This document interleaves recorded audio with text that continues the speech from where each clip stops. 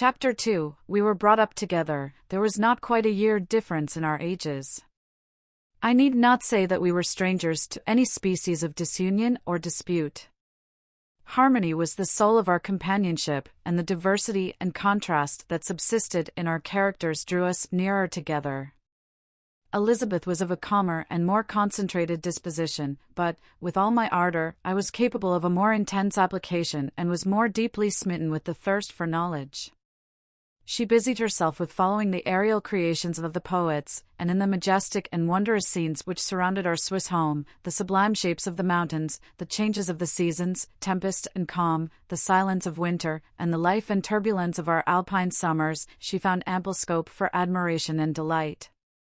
While my companion contemplated with a serious and satisfied spirit the magnificent appearances of things, I delighted in investigating their causes. The world was to me a secret which I desired to divine. Curiosity, earnest research to learn the hidden laws of nature, gladness akin to rapture, as they were unfolded to me, are among the earliest sensations I can remember. On the birth of a second son, my junior by 7 years, my parents gave up entirely their wandering life and fixed themselves in their native country. We possessed a house in Geneva, and a campaign on Bellerive, the eastern shore of the lake, at the distance of rather more than a league from the city. We resided principally in the latter, and the lives of my parents were passed in considerable seclusion. It was my temper to avoid a crowd and to attach myself fervently to a few. I was indifferent, therefore, to my schoolfellows in general, but I united myself in the bonds of the closest friendship to one among them. Henry Clerval was the son of a merchant of Geneva. He was a boy of singular talent and fancy. He loved enterprise, hardship, and even danger for its own sake. He was deeply read in books of chivalry and romance. He composed heroic songs and began to write many a tale of enchantment and knightly adventure. He tried to make U.S. act plays and to enter into masquerades, in which the characters were drawn from the heroes of Roncesvalles, of the Round Table of King Arthur, and the chivalrous train who shed their blood to redeem the Holy Sepulchre from the hands of the infidels.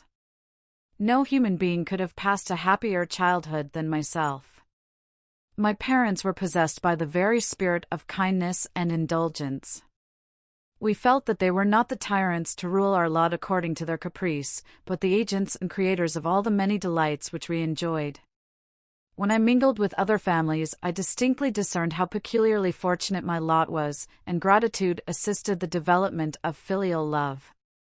My temper was sometimes violent, and my passions vehement, but by some law in my temperature they were turned not towards childish pursuits, but to an eager desire to learn, and not to learn all things indiscriminately. I confess that neither the structure of languages, nor the code of governments, nor the politics of various states possessed attractions for me.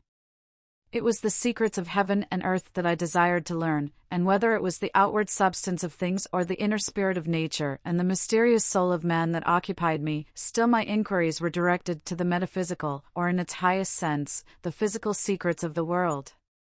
Meanwhile, Clerval occupied himself, so to speak, with the moral relations of things. The busy stage of life, the virtues of heroes, and the actions of men were his theme, and his hope and his dream was to become one among those whose names are recorded in story as the gallant and adventurous benefactors of our species. The saintly soul of Elizabeth shone like a shrine-dedicated lamp in our peaceful home. Her sympathy was ours, her smile, her soft voice, the sweet glance of her celestial eyes, were ever there to bless and animate us. She was the living spirit of love to soften and attract. I might have become sullen in my study, rough through the ardor of my nature, but that she was there to subdue me to a semblance of her own gentleness. And Clerval, could aught ill entrench on the noble spirit of Clerval? Yet he might not have been so perfectly humane, so thoughtful in his generosity, so full of kindness and tenderness amidst his passion for adventurous exploit, had she not unfolded to him the real loveliness of beneficence and made the doing good the end and aim of his soaring ambition. I feel exquisite pleasure in dwelling on the recollections of childhood, before misfortune had tainted my mind and changed its bright visions of extensive usefulness into gloomy and narrow reflections upon self. Besides, in drawing the picture of my early days, I also record those events which led, by insensible steps, to my after-tale of misery, for when I would account to myself for the birth of that passion which afterwards ruled my destiny, I find it arise, like a mountain river, from ignoble and almost forgotten sources, but, swelling as it proceeded, it became the torrent which, in its course, has swept away all my hopes and joys. Natural philosophy is the genius that has regulated my fate. I desire, therefore, in this narration, to state those facts which led to my predilection for that science. When I was 13 years of age, we all went on a party of pleasure to the baths near Thonon. The inclemency of the weather obliged us to remain a day confined to the inn. In this house I chanced to find a volume of the works of Cornelius Agrippa. I opened it with apathy. The theory which he attempts to demonstrate and the wonderful facts which he relates soon changed this feeling into enthusiasm. A new light seemed to dawn upon my mind, and bounding with joy, I communicated my discovery to my father. My father looked carelessly at the title page of my book and said, "Ah, Cornelius Agrippa! My dear Victor, do not waste your time upon this, it is sad trash." If, instead of this remark, my father had taken the pains to explain to me that the principles of Agrippa had been entirely exploded and that a modern system of science had been introduced which possessed much greater powers than the ancient, because the powers of the latter were chimerical, while those of the former were real and practical, under such circumstances I should certainly have thrown Agrippa aside and have contented my imagination, warmed as it was, by returning with greater ardor to my former studies. It is even possible that the train of my ideas would never have received the fatal impulse that led to my ruin. But the cursory glance my father had taken of my volume by no means assured me that he was acquainted with its contents, and I continued to read with the greatest avidity. When I returned home, my first care was to procure the whole works of this author, and afterwards of Paracelsus and Albertus Magnus. I read and studied the wild fancies of these writers with delight. They appeared to me treasures known to few besides myself. I have described myself as always having been imbued with a fervent longing to penetrate the secrets of nature. In spite of the intense labor and wonderful discoveries of modern philosophers, I always came from my studies discontented and unsatisfied. Sir Isaac Newton is said to have avowed that he felt like a child picking up shells beside the great and unexplored ocean of truth. Those of his successors in each branch of natural philosophy with whom I was acquainted appeared even to my boy's apprehensions as tyros engaged in the same pursuit. The untaught peasant beheld the elements around him and was acquainted with their practical uses. The most learned philosopher knew little more. He had partially unveiled the face of nature, but her immortal lineaments were still a wonder and a mystery. He might dissect, anatomize, and give names, but, not to speak of a final cause, causes in their secondary and tertiary grades were utterly unknown to him.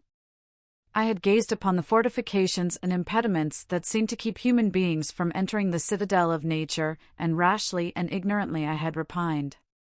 But here were books, and here were men who had penetrated deeper and knew more. I took their word for all that they averred, and I became their disciple. It may appear strange that such should arise in the 18th century, but while I followed the routine of education in the schools of Geneva, I was, to a great degree, self-taught with regard to my favorite studies. My father was not scientific, and I was left to struggle with a child's blindness, added to a student's thirst for knowledge. Under the guidance of my new preceptors I entered with the greatest diligence into the search of the philosopher's stone and the elixir of life, but the latter soon obtained my undivided attention. Wealth was an inferior object, but what glory would attend the discovery if I could banish disease from the human frame and render man invulnerable to any but a violent death? Nor were these my only visions. The raising of ghosts or devils was a promise liberally accorded by my favorite authors, the fulfillment of which I most eagerly sought, and if my incantations were always unsuccessful, I attributed the failure rather to my own inexperience and mistake than to a want of skill or fidelity in my instructors. And thus for a time I was occupied by exploded systems, mingling, like an unadept, 1,000 contradictory theories and floundering desperately in a very slough of multifarious knowledge, guided by an ardent imagination and childish reasoning, till an accident again changed the current of my ideas. When I was about 15 years old, we had retired to our house near Belrive when we witnessed a most violent and terrible thunderstorm. It advanced from behind the mountains of Jura, and the thunder burst at once with frightful loudness from various quarters of the heavens. I remained, while the storm lasted, watching its progress with curiosity and delight. As I stood at the door, on a sudden I beheld a stream of fire issue from an old and beautiful oak which stood about 20 yards from our house, and so soon as the dazzling light vanished, the oak had disappeared, and nothing remained but a blasted stump. When we visited it the next morning, we found the tree shattered in a singular manner. It was not splintered by the shock, but entirely reduced to thin ribbons of wood. I never beheld anything so utterly destroyed.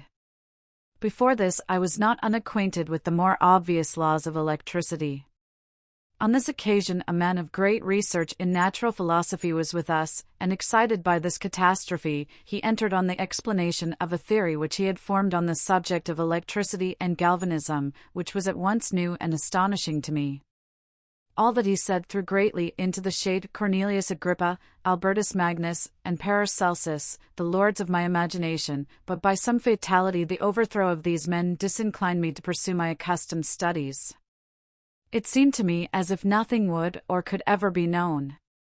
All that had so long engaged my attention suddenly grew despicable. By one of those caprices of the mind which we are perhaps most subject to in early youth, I at once gave up my former occupations, set down natural history and all its progeny as a deformed and abortive creation, and entertained the greatest disdain for a would-be science, which could never even step within the threshold of real knowledge. In this mood of mind I betook myself to the mathematics and the branches of study appertaining to that science as being built upon secure foundations, and so worthy of my consideration. Thus strangely are our souls constructed, and by such slight ligaments are we bound to prosperity or ruin. When I look back, it seems to me as if this almost miraculous change of inclination and will was the immediate suggestion of the guardian angel of my life, the last effort made by the spirit of preservation to avert the storm that was even then hanging in the stars and ready to envelop me. Her victory was announced by an unusual tranquility and gladness of soul which followed the relinquishing of my ancient and latterly tormenting studies. It was thus that I was to be taught to associate evil with their prosecution, happiness with their disregard.